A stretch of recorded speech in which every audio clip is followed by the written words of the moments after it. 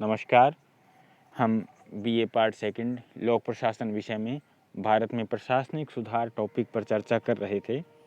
इस टॉपिक में हमने शुरुआत की क्लासों में देखा कि प्रशासनिक सुधार क्या होते हैं, प्रशासनिक सुधार के पक्ष क्या होते हैं, इनमें किन उद्देश्यों के लिए सुधार किए जाते हैं, सुधार के एरियाज़ कौन कौन से होते हैं।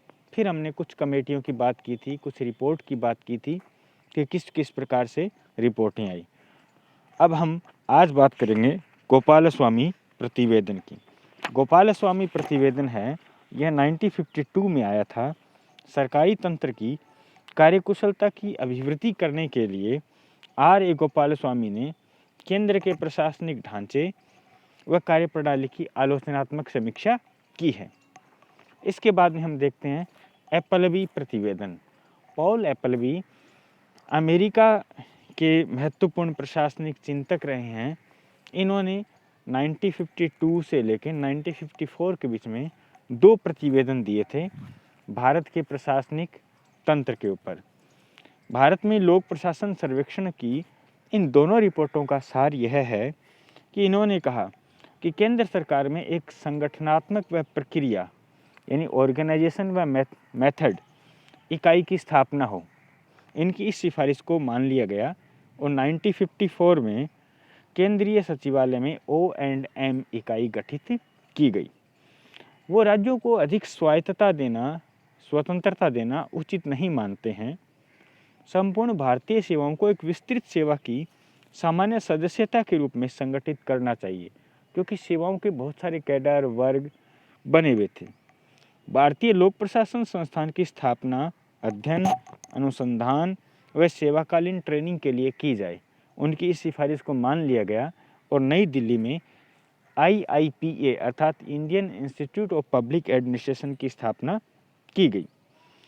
योजना आयोग का कार्य केवल योजना निर्माण होना चाहिए, अर्थात इन्होंने कहा कि सरकार योजना आयोग को कार्यकारी दायित्व से मुक्त रखें। तो इस सलाह को भी मान लिया गया। भारतीय सरकारी निगम की सरकारी प्रकृति बनी रहे एवं उसे बहुत अधिक स्वतंत्रता देना गलत होगा। उनकी इन सिफारिशों को भी लगभग तरीके से मान लिया गया है। भारतीय प्रशासन में सूत्र एवं स्टाफ में स्पष्ट अंतर नहीं होने से भ्रम बना रहता है, अतः इस गड़बड़ी को दूर करना चाहिए। हालांकि ये गड़बड़ी पूर्ण रूप से आज तक दूर नहीं हो पाई है। सरकारी विभागों में मध्यवर्ती अधिकारियों की बहाली हो ताकि निर्णय प्रक्रिया में महत्वपूर्ण भूमिका निभा सकें, अर्थात ऊपर के तलों पर कार्यभार को हल्का किया जाए। आय में वृद्धि के लिए सभी राज्यों में कृषि आय पर टैक्स लगाना चाहिए।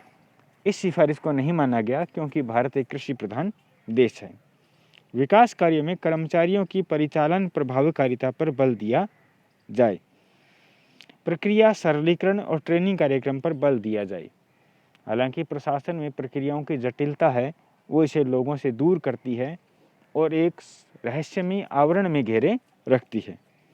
प्रशासनिक ढांचे में परिवर्तन सचेत रहकर करें और पिरामिडीय संरचना में विकेंद्रीकरण का पक्ष लिया। अंतिम सिफारिशों में इन्होंने एप्पलबी ने CAG की आलोचना करते हुए इस पद को समाप्त करने का कहा था, जिसे नहीं माना गया क्योंकि भारत में CAG आज भी सार्वजनिक धन का सच्चा प्रहरी माना जाता है।